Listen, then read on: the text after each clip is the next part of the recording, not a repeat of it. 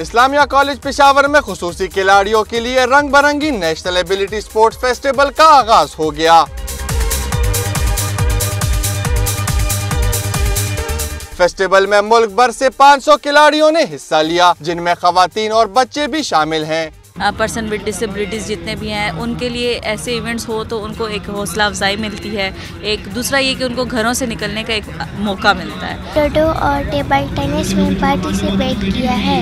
National ability sports میلے میں مختلف کھیلوں کا انعقاد کیا گیا، جن میں ٹیبل ٹینس، کرکٹ، لوڈو، تیر اندازی شامل ہے۔ میلے میں بڑی تعداد میں تماشائی بھی شریک ہوئے اور خصوصی کھلاڑیوں کو بہترین کھیل پیش کرنے پر داد دی۔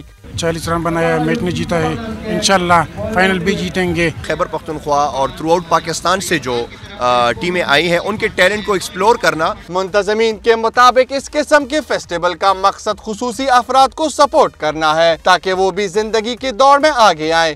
خیبر پختونخوا میں پہلی مرتبہ نیشنل ایبلٹی سپورٹس فیسٹیول کا انعقاد کیا گیا ہے، جس کا مقصد خصوصی کھلاڑیوں میں موجود صلاحیت کو سامنے لانا ہے۔